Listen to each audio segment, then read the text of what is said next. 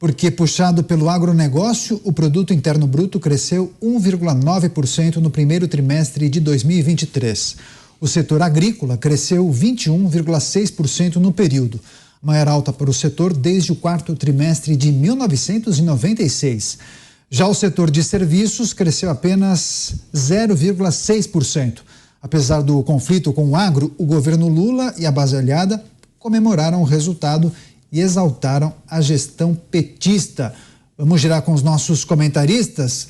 Cláudio Dantas. Dantas, como você tem visto esses resultados, bons resultados que o setor agro tem registrado ao longo dos últimos anos, mas muita preocupação por parte dos produtores em relação à postura do governo federal, mas também de parlamentares da base governista. Como resolver esse entrave, essa situação delicada em relação a esse relacionamento, hein, Dantas? Caniato, o agro, ele já vem puxando o PIB do Brasil há vários anos. Nós, nas últimas décadas, sofremos uma mudança, o nosso setor agrícola, ele sofreu uma verdadeira transformação. Hoje é um setor de base tecnológica muito forte, ao contrário do que se diz, né, que explora, desmata, etc. Então, não é isso que acontece. Você tem quem desmate, mas não é o agricultor, não é o pecuarista, aquele que, inclusive, produz, vende, né, para as grandes processadoras que exportam mundo afora. Esse setor hoje, de fato, ele há vários anos a principal mola de impulsionamento da nossa economia. Representa aí 26%, 27% do nosso PIB. E não à toa puxou aqui esse crescimento de 1,9% no primeiro trimestre. É por isso que a gente bate nessa tecla, né, de que você precisa garantir segurança jurídica para esse setor, para o setor do agronegócio. Você tem de combater o crime no campo, tem que dar recursos, tem que armar, tem que dar recursos para que o proprietário se proteja e combater invasões como essas do MST.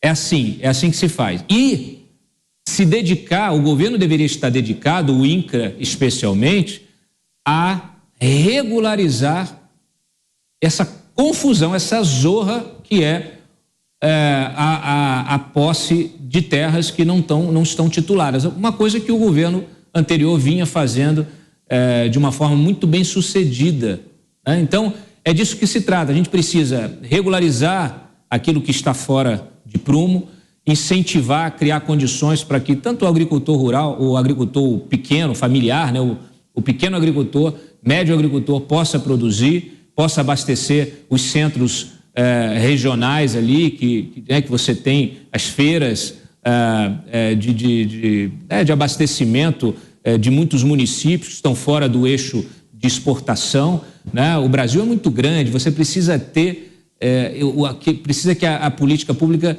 especialmente o financiamento, a disponibilidade, né, de instrumentos de financiamento do agro, ela contemple o pequeno, o médio e o grande, né?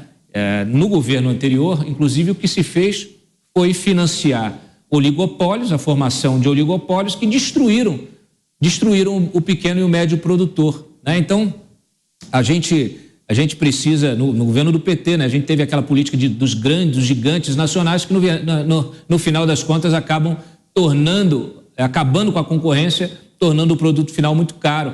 Então, quando se fala aí a picanha do Lula, né, na verdade, a picanha custa o que custa hoje em função de políticas equivocadas do passado. Esse resultado do PIB, ele esfrega na cara dessa gente que não respeita o agro, chama o agro de fascista. E eu achei curioso, porque você teve o próprio presidente da República, né, tentando se utilizar desse crescimento. Olha aí como o nosso país está crescendo e tal. Opa, peraí, mas você chamava o agro de fascista? O Orlando Silva hoje, eu até retuitei ali, fiz um comentário sarcástico, porque, pelo amor de Deus, né? Vai lá, critica, e agora que tem um resultado positivo, vai lá puxar a sardinha para o lado dele, para o lado do governo, um governo que desrespeita o agro, um governo que está afastado do agro, um governo que ameaça o agro, ameaça, como ameaçou a AgriShow, né, em função ali de um problema de agenda. No final das contas, a verdade foi essa. Então, é bom que isso fique muito claro, que o papel, a importância do agro para a economia fique muito clara para esse governo. Por quê? Porque a tendência é esse espaço ser ainda maior. Se o governo não trabalhar para destruir esse setor da economia tão importante, a tendência é que ele seja cada vez mais forte, fique cada vez mais forte. Por quê? Porque quando a gente coloca o Brasil dentro de um cenário geopolítico global de fornecimento de alimentos para o mundo todo, o nosso papel é estratégico. Então, a tendência, ou melhor, o caminho, inclusive, é o de fortalecimento desse setor, o que vai naturalmente beneficiar o país de diversas formas, desde que as divisas, né, que se obtenha com isso sejam reinvestidas em setores estratégicos e de base, né, como a própria educação e a saúde, e está lá o saneamento básico que o Lula quer destruir. Pois é, Dantas, meu falecido avô diria que Lula e a esquerda querem fazer bonito com o chapéu dos outros. Agora, Mota, exatamente, deveria Lula e a esquerda, integrantes do PT, pelo menos darem crédito ao setor agro, que tem contribuído tanto com o nosso PIB, como bem disse o Dantas, ao longo dos últimos anos, né? Não vai acontecer, Daniel, por uma razão muito simples. E a explicação que eu vou dar aqui vai lembrar a vocês um episódio acontecido nos últimos 2 dias. O que importa para a esquerda é a construção da narrativa. A realidade é irrelevante. O que importa é construir uma narrativa e usar essa narrativa da forma que for mais conveniente. Erram aqueles que procuram coerência no comportamento da esquerda. Aqueles que apontam que a esquerda diz uma coisa e faz outra, estão perdendo seu tempo. Isso não é um erro, isso é parte da contradição inerente à forma de pensar dos políticos esquerdistas. Eles dizem que querem combater a fome, dizem que o mais importante é dar de comer às pessoas e, no entanto, atacam aquele motor, né, da alimentação do Brasil e do mundo hoje, que é o agronegócio brasileiro. Demonizam a produção, demonizam o sistema capitalista, demonizam a busca por lucro, enquanto eles mesmos levam vidas suntuosas, financiadas com o suor do trabalhador brasileiro. Eu fiquei profundamente emocionado com essa descrição que o Pavinato fez da mãe dele. Antes que ele dissesse que se tratava da mãe dele, eu estava pensando na minha mãe, a dona Marli, que viveu uma vida de restrições, viveu uma vida de autonegações, viveu uma vida de sacrifício do lado do meu pai para conseguir sustentar, alimentar e educar 4 filhos. A minha mãe nunca teve bolsa de luxo. A minha mãe só foi fazer uma viagem ao exterior depois de idosa, quando os 4 filhos já estavam criados, independentes, e sobrava algum dinheirinho. Lá em casa, a maioria de nós sempre estudou com bolsa de estudo, porque o dinheiro que meu pai ganhava não dava para pagar a escola boa para todo mundo. Então, esse sentimento que o Pavinato muito bem expressou, Pavinato, e que está aqui ecoando nas redes sociais, as pessoas estão se identificando com o que você disse, porque esse é o caso da maioria dos brasileiros, é o caso da maioria dos pais, da maioria das famílias, que fazem sacrifício, abrem mão de muita coisa importante em nome da alimentação, da educação e de um mínimo de segurança para os filhos. E essas pessoas não entendem como um projeto de poder como o do PT teve uma 5ª chance de chegar em Brasília.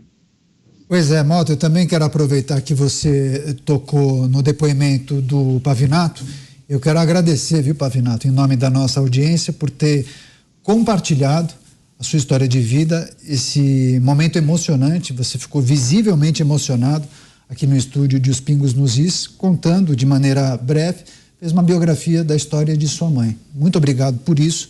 E, claro, quero te escutar também, porque repercutiu demais, como bem disse o Mota, nas redes sociais, esse seu depoimento. Obrigado, Caniato, obrigado, Mota, obrigado a todo mundo que está falando sobre isso.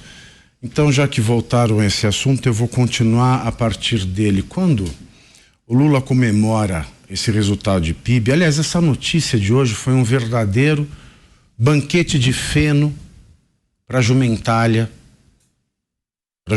que dá sustentação, pelo menos moral, para um governo tão imoral. Esse banquete de feno que a jumentalha está desde o começo aqui no chat, né? E agora, vamos falar do PIB, que o PIB cresceu. Todo mundo assim. O PIB cresceu, quero ver. E o Lula não mencionou o agro. É como se, retomando a história da minha mãe, é como se eu olhasse a minha vida e não desse importância para minha mãe. É o que o Lula está fazendo com o agro. É como se eu dissesse aqui que eu consegui fazer o ensino médio com tranquilidade, sem ter que trabalhar, falando assim, que a minha mãe era uma fascista, que é o que o Lula faz com o agro, que a minha mãe não ajudou em nada, que é o que Lula faz com o agro. E não só o Lula, a Marina Silva, ela não chamou o agronegócio de ogro-negócio. Ela acha que ela é quem?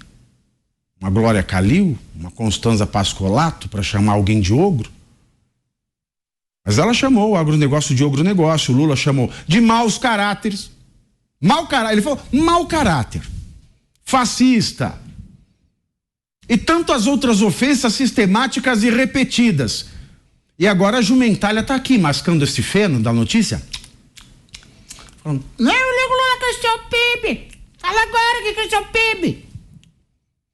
no governo Lula cresceu o desemprego. No governo Lula cresceu a extensão de área desmatada na Amazônia. No governo Lula, cresceu a desigualdade social, que tinha caído ao menor nível no ano passado, da série histórica. No governo Lula, cresceu o número de estoque das montadoras e das concessionárias, porque com a sua fala ambiciosa e desastrosa dos carros populares, as vendas de carros pararam tanto para os novos quanto para os usados. As falas de Lula, do governo Lula, a gasolina subiu. Agora, tudo isso que eu falei, desemprego, gasolina, os estoques de carros nas montadoras e nas concessionárias, o desmatamento, as queimadas na Amazônia, tudo que é de ruim aconteceu por conta da fala do Lula. A única coisa de bom, a única notícia boa que se tem, que é o aumento do PIB, aconteceu não por conta de uma fala do Lula, mas contra uma fala do Lula. O Lula está cuspindo no prato que come. Se o Lula consegue viajar com a Janja, com o Broto, ficar nos hotéis mais caros, fazer as viagens mais ambiciosas, é porque tem alguém que paga. E se o PIB de um país tão grande como o Brasil, ele foi puxado neste cenário tão drástico para a economia por conta de um setor que é o agro, imaginem, senhores, se o agro fosse tão fascista quanto o Lula dizia. Rápida